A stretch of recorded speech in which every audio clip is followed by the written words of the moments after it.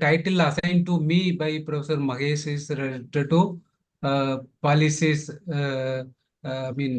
How to provide decent jobs for the working class, and also policy making and development of India. Before go to the current issues related to the development activities and decent work environment for the workers.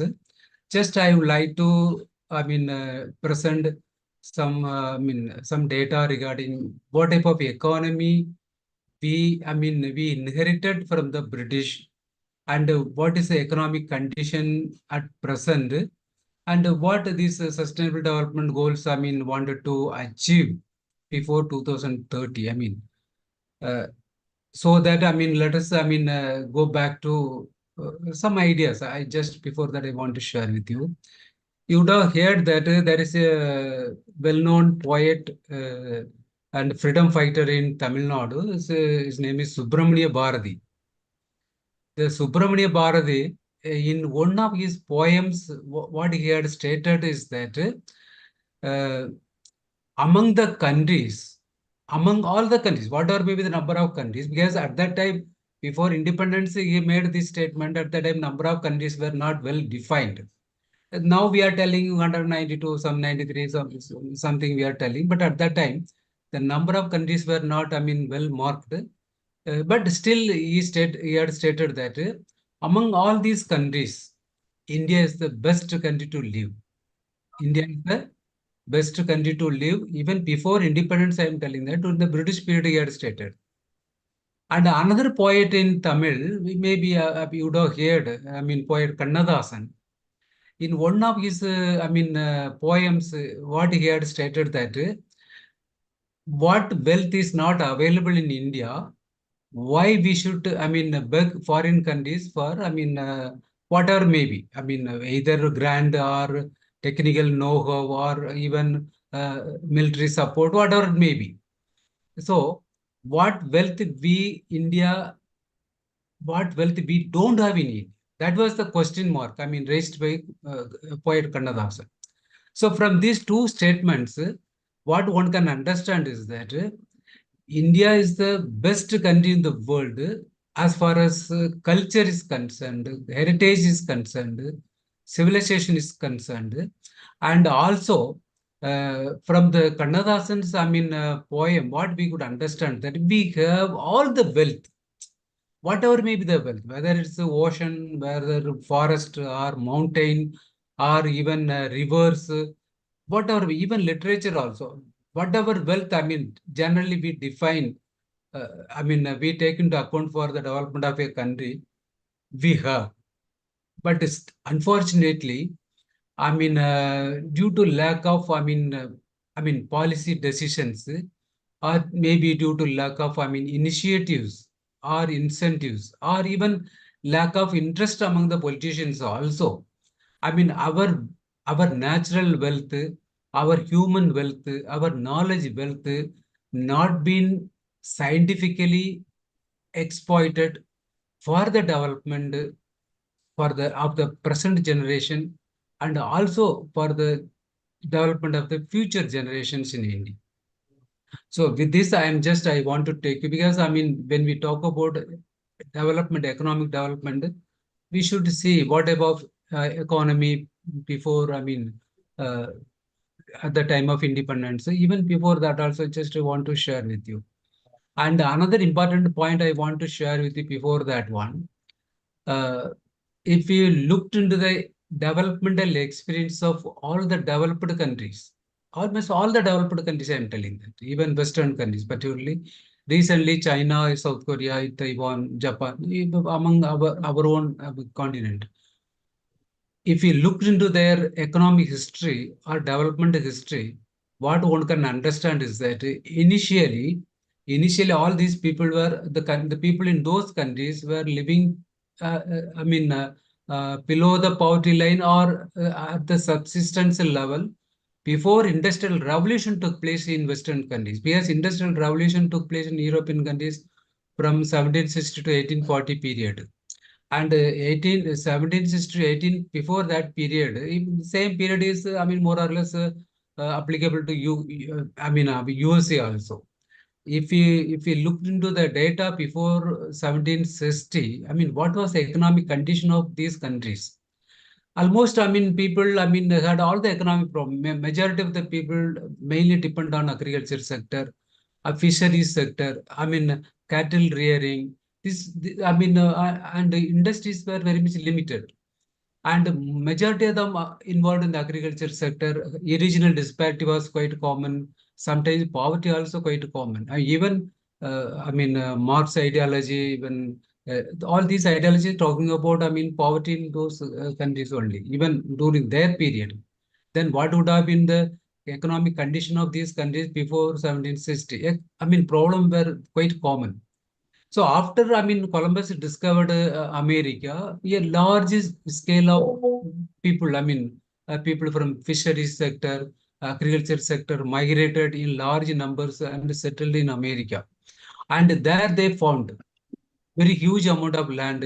They started cultivating very huge amount of farmlands. I mean, they started, producing more surplus production. This happened before Industrial Revolution. I mean, in European countries, people mainly depend on agriculture.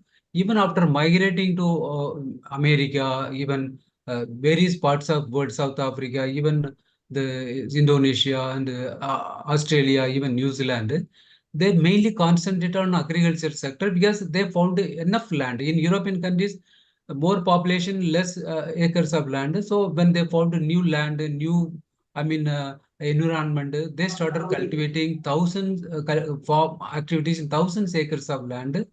Then they needed mechanization. The mechanization, when they needed more mechanization, then started going for more inventions, and they brought, black African people from Western African countries, even South Africa also, to work in their farmlands. You may be knowing that even, during the British period in India also, large number of, people from South India migrated to Malaysia, Singapore, even South Africa, because they went there to work in the farm, areas.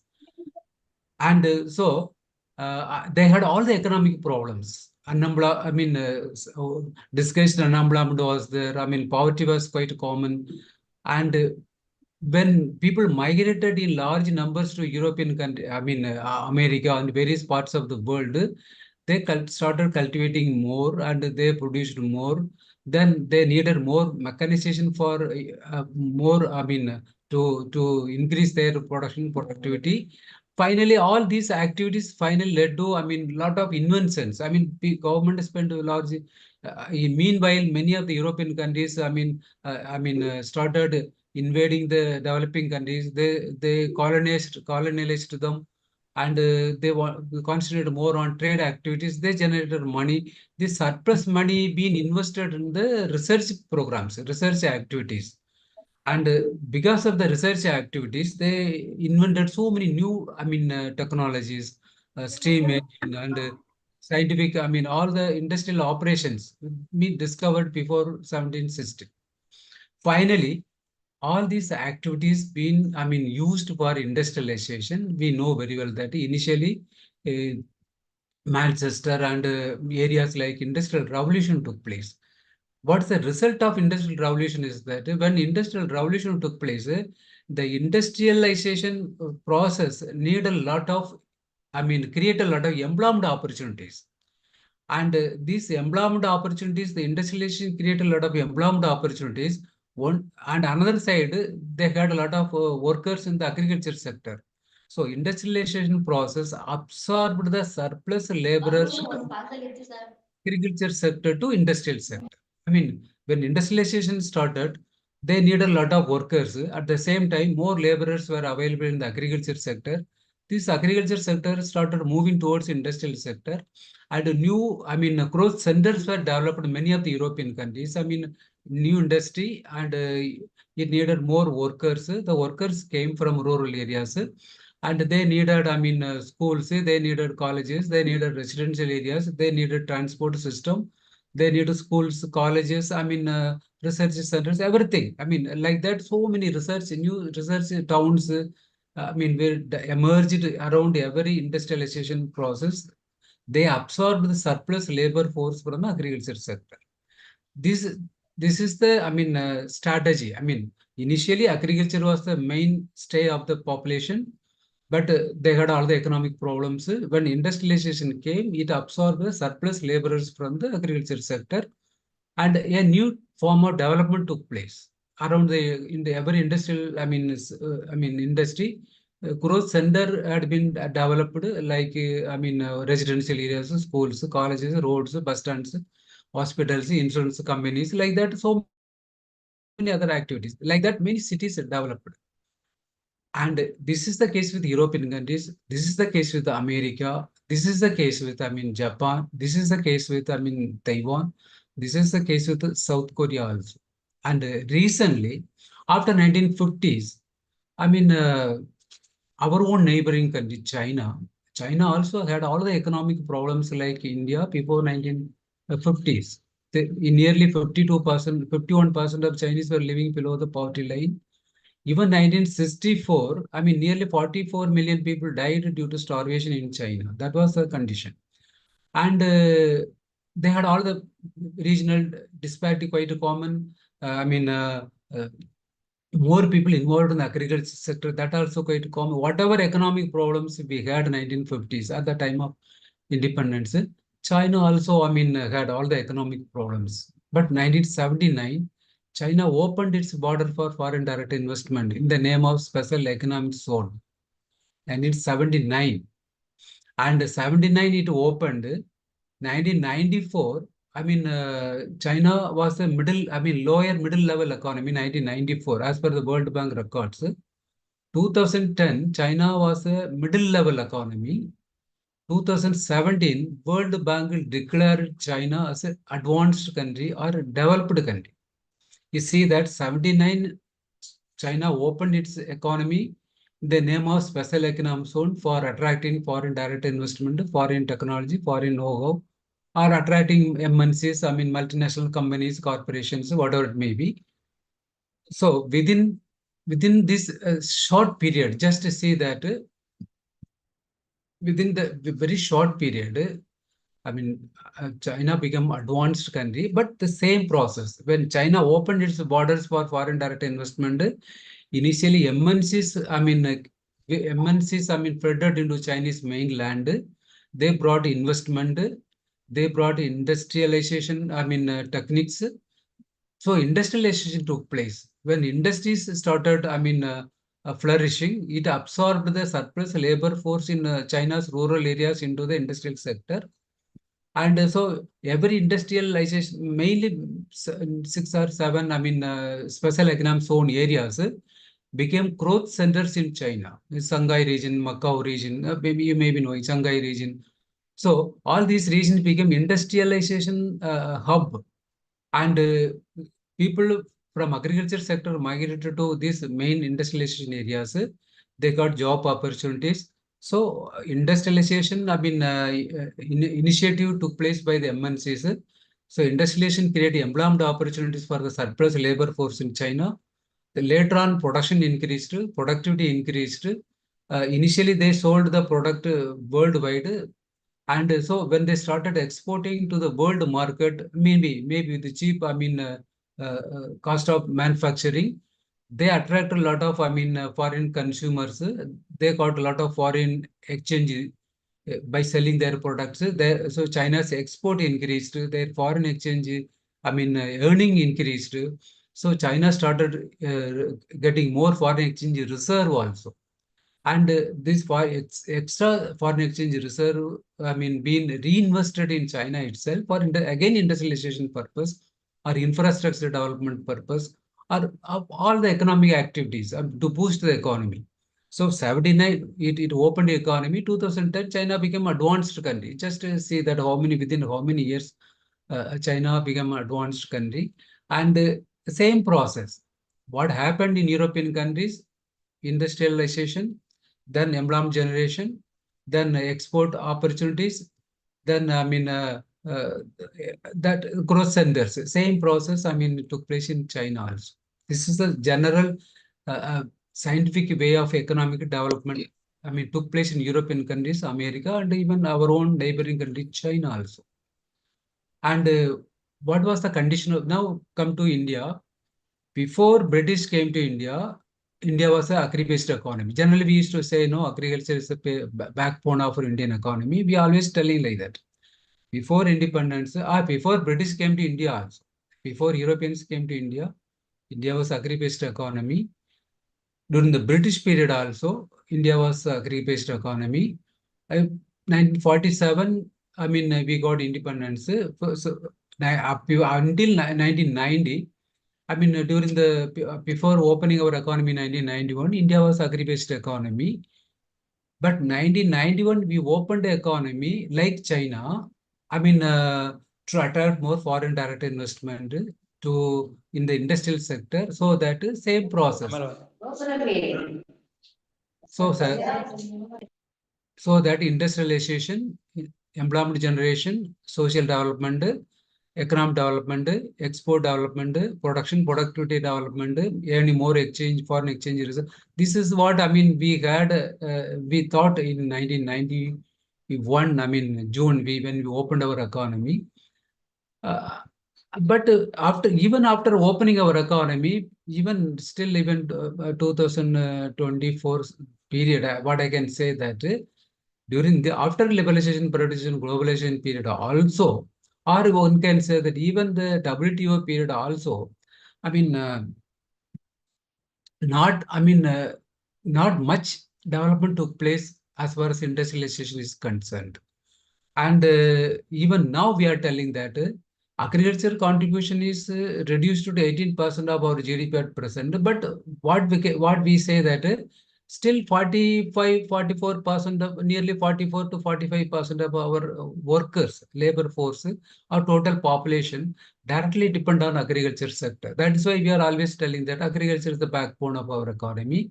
Agriculture is the backbone of our economy, though agriculture sector contributes less to GDP, but we are telling that agriculture is the backbone of our economy because nearly, 44% of our total population directly engaged with the agriculture sector because India almost failed in industrializing the country so that the surplus labor force would have been absorbed in the industrial sector. That totally we failed.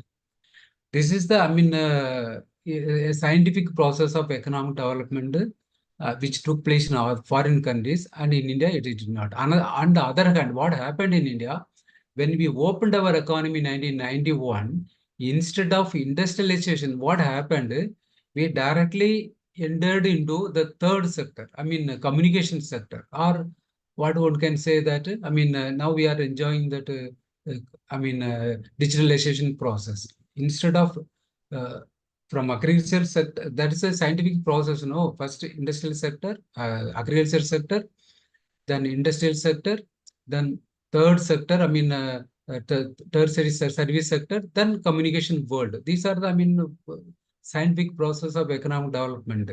But as far as India is concerned, when we opened our economy, before that India was agri-based economy. After opening, instead of entering into the industrialization sector, what happened?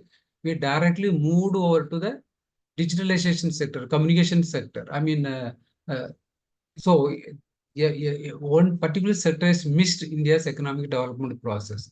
Because of missing of industrialization sector, since we jumped from agriculture sector to, communication sector, now we are enjoying the communication development. Now online classes going on. We have mobile, we have YouTube, we have WhatsApp, we have TikTok, we have so many, so many online money transaction is going on, digitalization is going on, government administration is, using, digitalization process, e-governance, so many, this type of advanced, communication system being established in India. We are enjoying all the communication system. Even our mobile, we are using the mobile, maybe the YouTube we are using, the money transaction we are using, the online classes we are using. but the system through which we are using all these online transactions is not ours. For example, we don't have a established mobile company of India's. We don't know, because the mobile set we are using for communication, it may be manufactured in South Korea or manufactured in Japan or manufactured in America. I mean, this is the process. So since India failed in industrializing the country, finally what happened? We jumped into the communication world. We are enjoying the communication world, but the instrument we are using for communication and online classes is not ours. Most probably, even most of the computers, laptops, chargers. I mean, everything coming from foreign countries. We are, I mean, because it shows the failure of government of India in industrializing the country. And with this background, I mean, just let us, I mean, uh, explain from 1947 onwards. Just I want to give you data regarding, then we go for policy making. One point I just want to share with you. As far as the government of India is concerned, as far as most of the state governments are concerned in India, policies or policy making process or policy making, I mean, institutions is not the problem in India. If we looked into the policies made by government of India after independence, I'm telling 1947 onwards, India is the one of the best country in formulating policies, either with respect to removal of poverty, either with respect to, I mean, providing quality education or removing urban-rural differences or industrialization process. We have n number of policies, n number of policies. But the problem is that where we failed, I mean, in India is that implementation of the policies. The policies, formulation of policies, not the problem in India. But we failed in one particular point, implementation of the policies. So there we stuck for the last, I mean, maybe for 1947 onwards, we stuck somewhere. Or I mean, policy, our policy makers are may not be interested in implementing certain policies, programs, or indirect way one can say that, I mean, uh, government, I mean, politicians or political parties wanted to see that if all policies programs were implemented in India, people could become developed or people become very rich. That is richness of the people always threatened to the politicians in India. So if people become rich or comfortable, economically, I mean, in a better, in a comfortable zone, it may be threat to the present political generations. So making policies is always good. Or, I mean, at the same time, implementation, they always, I mean, lag behind in many of the, even African countries. Because of that one, we have bundles of policies, maybe hundreds of policy programs, I mean, for the development of the people in India, but implementation always, I mean, a problem in India. That I will come later on, one by I explain you. I mean, there are data, I mean, revealed by the World, I mean, World Bank and many of the historians is that in the year 1700, I'm telling that in the year 1700, India's wealth, India shared almost 124% of the world wealth.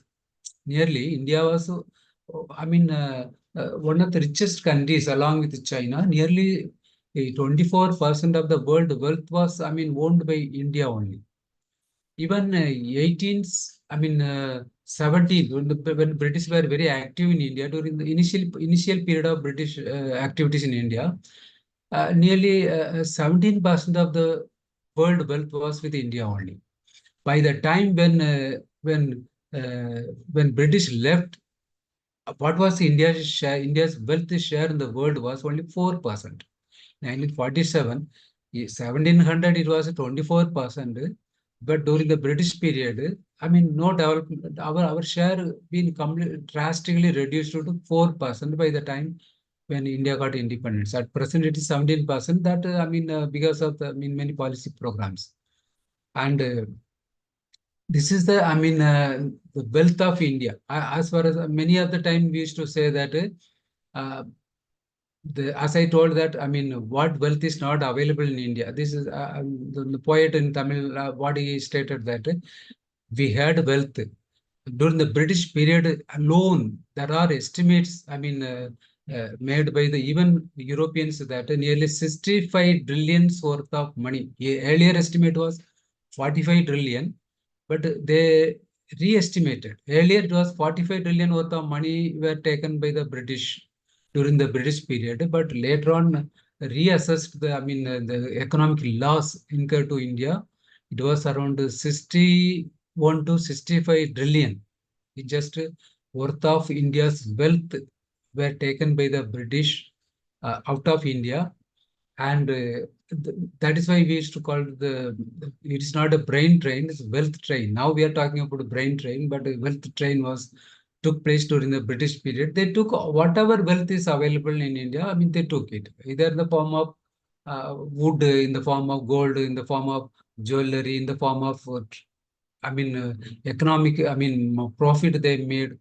What they made, they provided, they created a lot of infrastructure development activities in India. But all these infrastructure developments, new ports were developed. Mumbai port was developed, Cochin port was developed, even Chennai port was developed, Kolkata port also developed. All these port development took place to take our wealth to their countries. They laid a railway line to take our wealth to their countries. Whether in the form of coal or even whatever it may be. And taking our raw materials to their country, they brought their finished products. Cloth, ready-made clothes, polyester cloth, they brought to India. And again, by trade activities also, they took our wealth to their countries. So that is why it has been estimated that 60 to 65 trillion worth of India's wealth, taken over the British during the nearly 195 years of their rule in India. This was the condition. So by the time British left India, what was the condition of India? That we know very well. That so just to look at the Gandhi, that himself, he is representing India at the time of independence. What people had in India, only two pieces of cloth. Majority of the people, I can say that even only two pieces of cloth Indians had at the time of independence. So Gandhi represented that the economic condition of the people at the time of independence. Poverty was nearly 52% of Indians were living below the poverty. At that time, India had only 340 million population.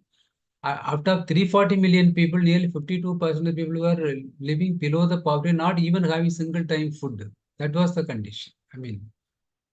And disparity was quite common. Rural urban difference was very quite common between rural urban areas. India was not industrialized. Overall, what people used to say that even the British started industrializing the country from 1873 onwards. 1873-74 period, British started, starting some industries in India, but mainly on jute, cotton, this type of insignificant areas, which is not uh,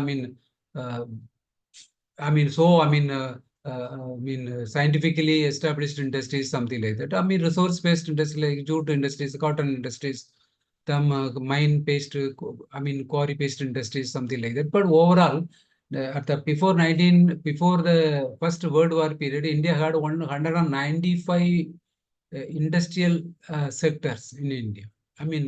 Only industrial units in India functioning in India 1990, before the First World War period. So only that many industrial setups were established in India during the British period. So industries were not in a position to absorb more laborers in the industrial sector. So India was mainly focusing on agriculture sector only. This was the condition. So by the time 1947 India got independence, 90% of the Indians were illiterate. Only 10% of the people were educated. Nearly remaining 90% were illiterate or not having any knowledge over education. But what our Vedas are telling, what our Upanishads are telling, what our most of our epics, I'm telling, even Ramayana Mahabharata is telling that women enjoyed in the education activities. I mean, they equally took part in the rituals. This is what Upanishads are telling that. And even the first mantra, Gayatri mantra, is name of lady only. I mean, I'm telling that is name of Sakti. So importance given to how much importance India gave to the women in ancient literature is that women were given equal opportunities in learning Vedas, in learning performing rituals, not only in temples, even the death ceremonies also. Exactly, if you want to know India's India's how much women enjoyed in Indian ancient literature or even ancient period. If you go to the island Bali in Indonesia, you could easily see that because they are the origin, they are the people still now carrying India's original culture. I mean, original culture means the rituals based. I mean, Upanishads. Based. Lifestyle they are having. If you go to Indonesia, women are doing all the rituals. In temples, they are doing pujas. In Bali place also, they are doing pujas. Everywhere, even the hot, houses, they are doing pujas 3 times. In the hotels also, they are doing pujas 3 times. Wherever you go in Indonesia, women are doing pujas all the 3 times before taking food. This culture, they inherited from our, Upanishads and our, Rig Veda and other related Vedas, and even to a large extent, Ramayana and Mahabharata. Because women enjoyed the rights, equal rights in all aspects. And for example, Panjali married 5 persons in the sense that itself, the type of, uh, rights they have. They had years back. But unfortunately, uh, what was the condition 1950s? 90% of the people were illiterate at the time of 1947, even that period. So to make India a literate country, even 1944, during the British period, when freedom struggle was going on in India, 1944, the British government itself started one committee. The committee is known as the Sergeant Committee. Sergeant Committee. The committee was formed in 1944 just to the purpose of the committee was how to make India's major population literate. How to make this 800, the 340 million people literate, and what are how to make it, how we can make it something like that. And this 44 Sergeant Committee submitted its report in 1945, just 2 years before India's independence.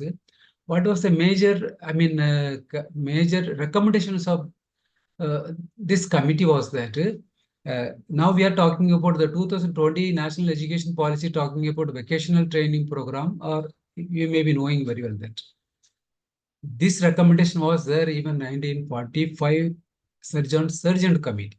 1945 Sergeant Committee recommended that vocational training should be given to Indian students. This is just before India's independence.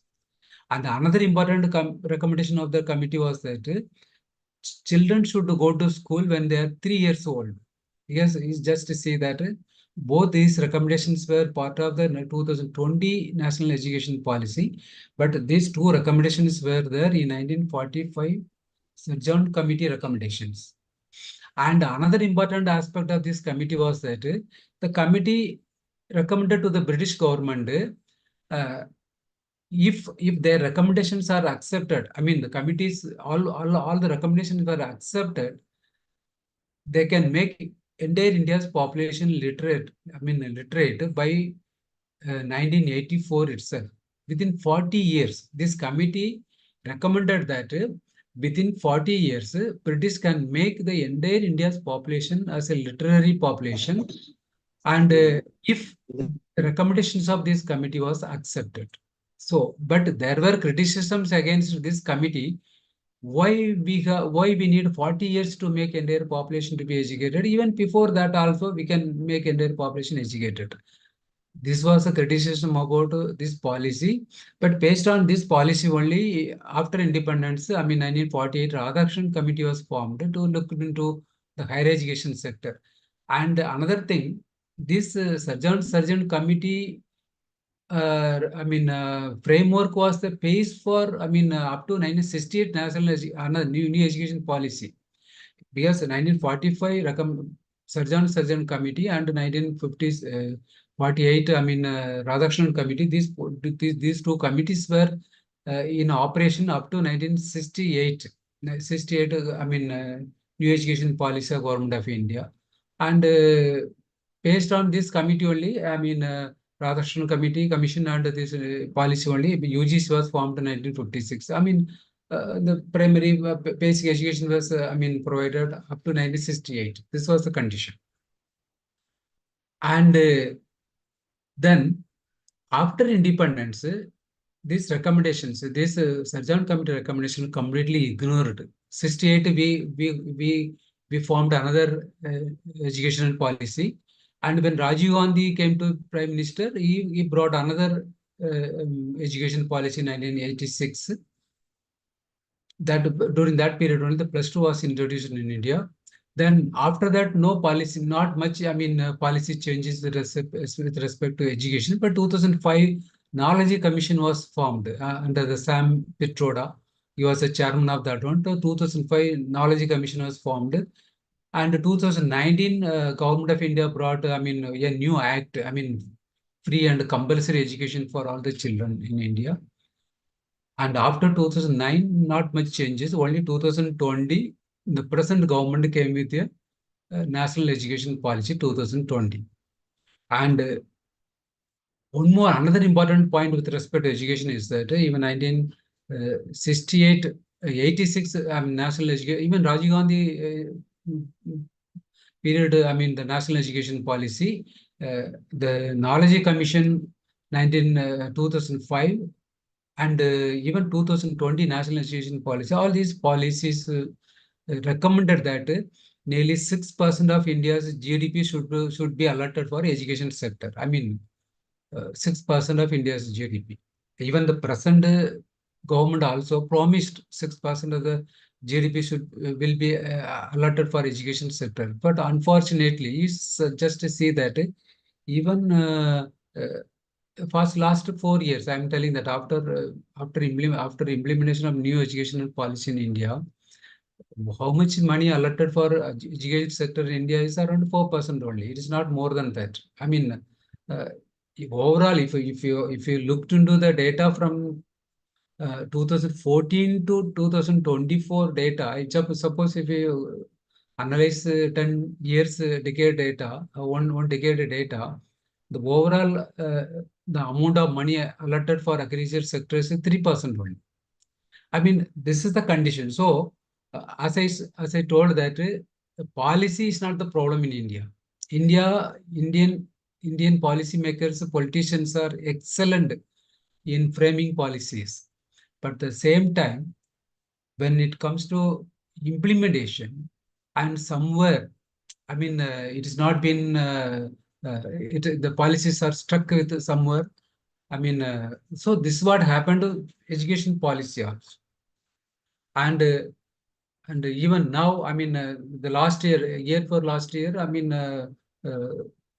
nearly 42 million students enrolled in the higher education sector. Just year before last year data I'm telling you. After that, the data is not available. And the government promised that by 2035, 50% of our students will enter into higher education sector. 50% of our children. This is what government is thinking of. Increasing the enrollment rate in the higher education sector. Already we achieved 100% enrollment in the primary school level, secondary school level. But when it comes to 8th standard, 10th standard, and +2 level, the 100% enrollment rate is decreasing. But at the primary level, LKG level, we ensured 100% enrollment rate. The first standard also, India ensured 100% enrollment rate. But when it comes to 8th standard, 10th standard, +2, or even degree level, the percentage, the enrollment rate is, reducing one by one. And so now government is telling 50% of the children should go to higher education sector by 2035. And the 2005 Knowledge Commission had stated that if India wanted to provide educational opportunities for all eligible children in India, India needs 1,500 universities. I mean, if you want to provide, we want to accommodate all the children, in the higher education sector, we need 1,500 universities. Each district should have one university. This is what Knowledge Commission 2005 had stated that. But unfortunately, even now, overall, I'm telling that if we include both private universities and government universities, even deemed universities together, India has around 1,330 something. The current latest data revealed that around 33 universities only in India. Even we are lag behind in creating universities in each district. That also, not there. At the time of independence, India had only 20 universities. Nearly, 496 colleges, and nearly 2.5 lakh students only we had. But at present, as I said, that our number of students increased, number of universities increased, but the Knowledge Commission 2005 had stated that when we create educational opportunities for our children, what about the employment opportunities? And even Knowledge Commission itself had stated that 70% of our children, 70% of our children who are coming out of our engineering colleges not suitable for, to be appointed. Not having, required qualifications, required training, required knowledge in industrial operations. This was the, observations made by Knowledge Commission 2005 itself. I'm telling that 2005 itself. Now, that is why the present government is telling that we have to give vocational training, and from 6th standard onwards. This is the present government is telling, but uh, this this this realization came after so many years of independence. 1944 committee itself recommended vocational training should be given to our students, but we wake up only 2020. Okay, this is with respect to our education. As I told that, another important, as far as the research is concerned, only less than 1% of, maybe 0.7, 0.9% of the budget only allotted for research activities. We have 15.5 lakh university, college, and IIT, IIM, and Institute of Science teachers in India. 15.5 lakh teachers are there in India. Out of this one, nearly, 84% of the teachers are working in colleges. Only 16% of the teachers are working in a research institution like universities, IIMs, IITs, something like that. And the 84% of the teachers who are working in the colleges, they publish research papers only to fulfill their requirements. If UGC is telling that you need 10 papers to be promoted as a professor, they publish only 10 papers. And the research, for them, they have all the problems. We know very well that they don't have, world-class library facilities. They don't have world-class lab facilities. The libraries or labs are not opened for 24 hours. We know very well that. But still, uh, they mainly concentrate on teaching activities. The college teachers are mainly concentrate on teaching activities and not in research activities. They publish only required number of papers. 2 papers required for promotion. They publish only 2 papers.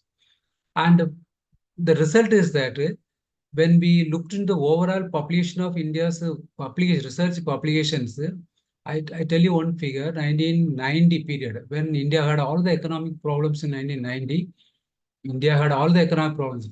India had fiscal deficit around 8.4%. India's the debt GDP ratio was around 53%, and we had only less than 1 trillion, 1 billion worth of foreign exchange reserve. Just 1 billion worth of foreign exchange reserve in 1990 period. We had all the economic problems.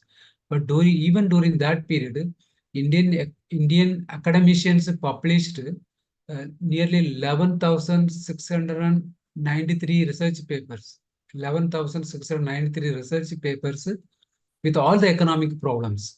At that time, Chinese academicians published only 7,663 research publications. I mean, half of India's total populations in India. But if you looked into the data published by, number of research articles published by Chinese publishers in 2018, after that, the data, comparable data, not available. 2018 data, I'm telling that Indians published 1,35,000 research articles, uh, in reputed journals or even indexed or Scopus journals, something like that. But China published 4.45 lakh research articles. See, 1990, they were behind, 50% behind our publications. But 2018, they published 3 times more than what Indian academicians are publishing research articles and submitting request for patent rights, whatever it may be. So this shows the number of, allotment for our higher education sector, number of budget for research activities. When we allot less for research activities, automatically it reflects in publications. China allots nearly 2.4% of that budget for, research activities. South Korea allots nearly 4.3% of their budget for research activities. That is why South Korea, spend more money on research activities. So they are coming with the new cars and new mobiles and new electronics products and new consumer products, something like that. But since we are allotting less money for, this type of research activities, our contribution to industrial sector is very less. Our contribution to patent rights are also very less. So we mainly depend on foreign countries for all the, even communication world. I am telling that. So we lag behind in this area, and this is the problem with the education sector. And another important sector to be discussed here is that poverty. As I already told that 52% of Indians were living below the poverty line in 1950. And at that time, India was 1951, India produced only 54 million tons of food grains productions. To overcome the poverty, the government of India gave a lot of importance to agriculture sector in the first 5-year plan. We know very well. And because India gave much importance to agriculture sector in the first 5-year plan, in the fourth 5-year plan itself, India made green revolution. 1967, India made green revolution. Even 1964, as I told, the 64 nearly 44 million Chinese died due to starvation. But India made green revolution in 1967 and 65. When India started giving much importance for yielding varieties of seeds, fertilizer, pesticide, soil management, constructing more, dams for irrigation, canal irrigation, something like that. And Indian farmers demanded minimum support price for, their product because they are producing more than what is needed for the country. That's what they felt, particularly the wheat producing areas. So 1965, 66, Government of India introduced a concept, minimum support price for the farmers. You just you cannot imagine that even still now the farmers are struggling for minimum support price. Even recent, after Modi government came to power also, Modi government introduced farm bills, but finally it was the Modi government withdrawn the bills because of the protest from the farmers because they demanded minimum support price. It was introduced in 1965, 66, but still the problem is not solved. And even now, even recently, before, even after withdrawing the farm bills, also the farmers came out with the protests in Delhi, and the government, again, government promised something. Because minimum support price will be revised periodically. That's what government promised. But what farmers are expecting that they need an amendment. They need an amendment through parliament because they need a guarantee from the government, parliament, that they will get minimum support price for their product. Why I'm telling that? minimum support price was introduced by the government of India in 1965-66, but still the problem is not solved. And the farmers are still struggling. They're not getting price for their product. They're getting only 1/3 of the, profit the what they are getting. The 2/3 of the profit taken over by the middlemen in India. Traders who involved in the activities, the trade activities. So farmers are always struggling. They're not getting price for their product. They're not, when they borrow money from banking institutions, they're not able to repay their money. They were always stressed. They're going for, distress sale. All these activities are there. But still, to remove the poverty, Government of India took initiative and we achieved Green Revolution in 1967. And to remove the poverty, another development is that in 1979, Government of India came with a committee, OIK Alak Committee, the OIK Alak Committee to study about poverty in India. 1979, I'm telling that. 1989, another committee was formed. That is, Suresh, Professor Lakdawala Committee. 1989, Professor Lakdawala Committee was formed, and the committee was there up to 1993. This committee also to study about the poverty, define poverty, and what are the packages, to be given to people who are living below the poverty line in rural areas, even slum areas also. And that committee was, Oikela committee was there, Lakdawala committee is there. In 2005, another committee was formed. That committee was known as the Suresh Tendulkar Committee. That committee was submitted report in 2009. 2005 it was formed, 2009 it submitted report.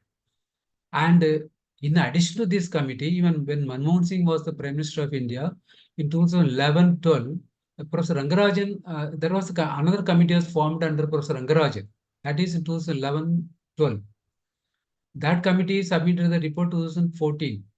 Just before, the Congress government, going out of the power and Modi government coming to power, the committee submitted itself 2014.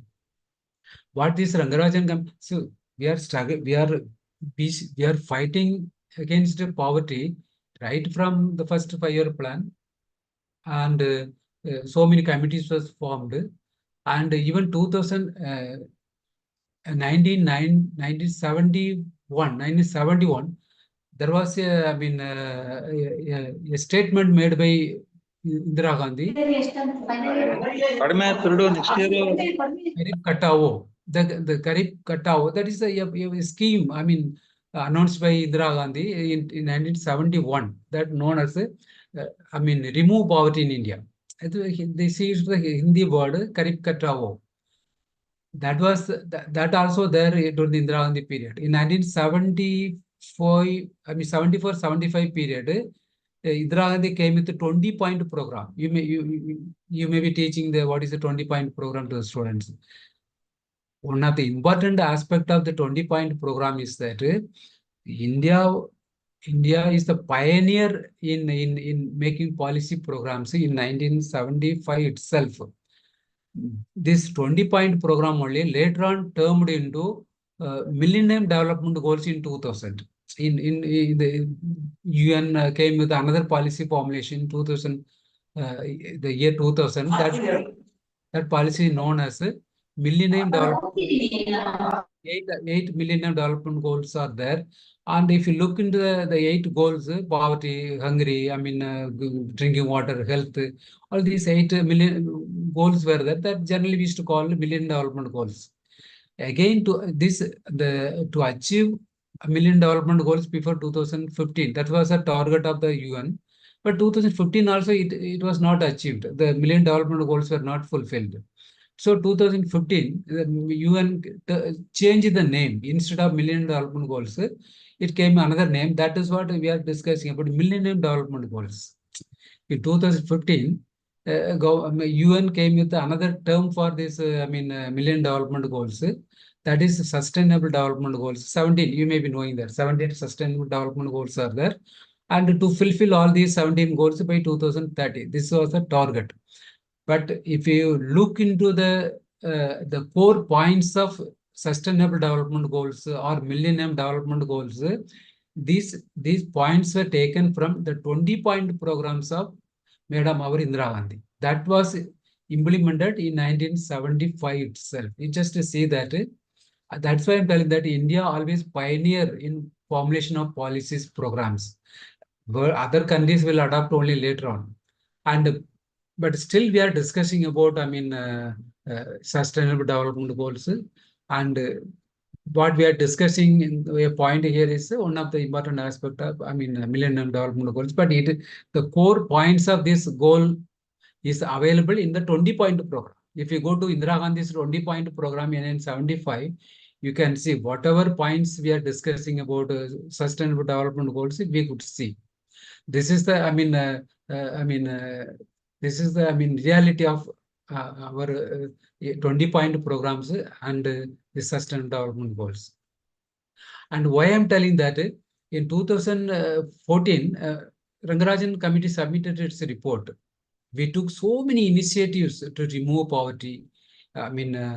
Create, emblem generation for the people in the rural areas. Maybe we have different names, try some program, rural employment guarantee program, so many programs are there. And even, but to what 2014, Rangarajan Committee found that 29.5% of Indians were living below the poverty line. He adopted a multi-dimensional approach to define poverty. But Professor Rangarajan found that 29.5% of Indians were living below the poverty line. This is 2014 findings of Professor Rangarajan. And recently, the government of India came with another, research, poverty, data. The present government had stated that at present in India, the poverty is only 5.25%. The data given by the present government, I'm telling the Modi government, given this data given by the Modi government, but actually the UN, UN has different definitions for poverty. Nearly 93% of Indians, 93% of Indians are, if you calculate their per day wage level, 93% of Indians are getting less than $10 per day. 93% of Indians are getting less than $10 per day. This is 93%, I am telling that. But in other than that, we have so many sub-classifications. $1.25, $2.15, $3.15. If you calculate like that, more people are living below the poverty line. But whatever maybe the present government claims that during this 10-year period, they have lifted nearly 250 million people above the poverty line. The present government, I'm telling that the present government the Modi government claims that they have lifted, nearly 250 million people above the poverty line for the last 10 years, 2014 to 2024, this period lifted. That is, give the data given by the government of India. The last budget also, it came for discussion. And another important question is that when we discuss about the number of people lifted above the poverty line, then we have to compare this data with some reports coming from World Bank, World Inequality Report, World Hunger Index, World Poverty Index, something like that. So there is a report. The report is that World Inequality Report. The World Inequality Report 2025. It talks about the type of inequality existing in India. The type of inequality existing in India. And last year data, I'm telling that because this year data, there is, when they after publishing their report, people, people made a lot of complaints about the data source. So I'm telling the year for last year's data, 2024 data regarding global inequality report. It talks about India's inequality, and what this report is stating that nearly 1% of Indians, 1% of Indians are taking away 22% of India's GDP. 1% of Indians are taking away 22% of India's GDP. 10% of Indians are taking away 57% of India's GDP. And 10% of Indians are taking away 57% of India's GDP. And the people at the bottom level, nearly 50% of India's total population who are living at the bottom level, getting only 1-3% of India's GDP. The people who, nearly 50% of India's total population. Suppose India's population is 1,446 million. Population means after that one, 50%, nearly 720, 25 million people, they are getting only 1-3% of India's GDP. 1-3% of India's GDP. But what government of India is telling that only 25% of people are living below the poverty line. But World Inequality Report is telling that nearly 725 million people getting only 1-3% of India's GDP. This is one aspect. And there is one global, hungry index, the global hungry index that also coming from foreign country. And the global hungry index 2025 is stating that suppose we are telling, no, India is the fourth largest economy. Now, suppose if you ask any economist in India, they will tell that India is the fourth largest economy. Because America is the first number one economy with 30 trillion US dollars. China is, number two country with, around 19 to 20 trillion US dollars.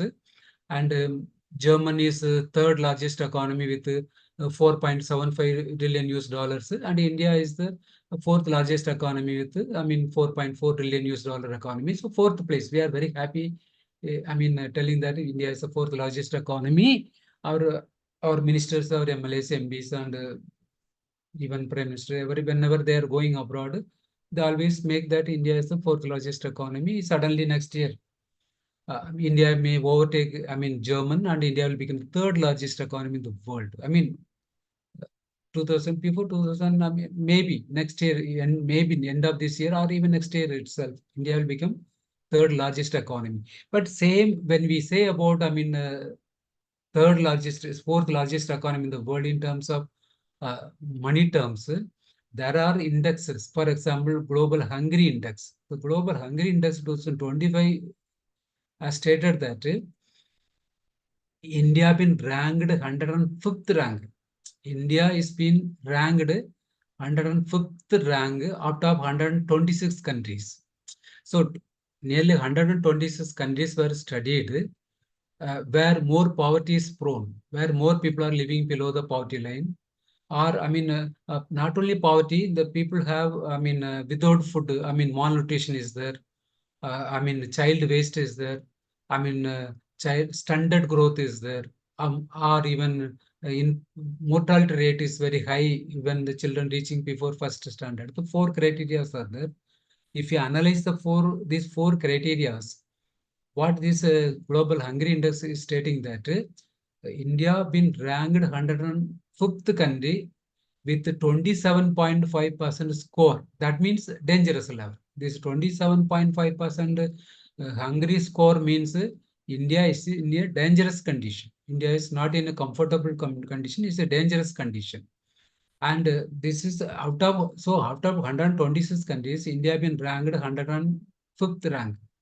This is with respect to, hungry index. And so what we are telling, to the, 250 million people lifted above the poverty line, and only 5.2% of the people are living below the poverty. We state one. This is one-sided data, and another side data is that this inequality is very quite common. Even our Professor Ramesh Chand is Nidhi Aayog member at present. He is one Nidhi Aayog member at present, and he himself studied about inequality in India. And what he had stated that in 1994, the inequality between rich people and poor people in India was 24,000. In 1994, the inequality between rich people and poor people was around 24,000. In 2017-18, he concluded that this gap, the gap between rich and poor people widened to 1.5 lakhs. 24,000 to 1.5 lakhs in 2017-18. This is the data given by our Nidhi Aayog member. I'm not telling this data given by a foreign country, but this is given by our own economist, Professor Ramesh Chand is the member of Nidhi Aayog. And So this type of, reveal is coming from with respect to poverty and in India, and so we have to question. This is what we have to question now. Uh, whether it's 5.25%, whether it's 250 million people lifted above the poverty line, some things to be questioned. Another important aspect, just I want to share with you is that during the Corona period, Government of India introduced a new scheme. I mean, because Corona period, nearly 800 million people lost their employment opportunities. Because companies were closed, transport sector was closed, and people lost their income sources, employment sources. So they became, very poor in the month of May. From June 24 night to, 2020. And 2020 May 13, Government of India, even Modi government came with a new idea. That is to help the people who lost their employment opportunities. The present government came with a new scheme known as Prime Minister Garib Kalyan Anna Yojana. Prime Minister's Garib Kalyan Anna Yojana. The purpose of this scheme was to provide 5 kgs of rice or 5 kgs of wheat, 1 kg of oil, 1 kg dal to the the people who are living below the poverty line. This scheme was available for around 800 million people in India through ration shops, through public distribution system. It was in operation. Even now is still in operation. But before, this last before December of 2024, Modi convened a meeting of all the chief ministers in India. He convened a meeting of all the chief ministers, finance ministers in India, and this came. It gives a bad name to the world because government is feeding 5 kgs of rice free of cost, 5 kgs of wheat free of cost to the people. That type of welfare scheme is available in India. That means it gives a bad name to the world. That's what the present government felt. So they wanted to stop this program. We as people are comfortable at present. They are not going to ration shops for anything. So they want to stop this program.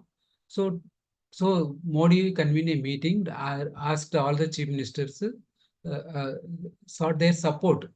So that their opinion.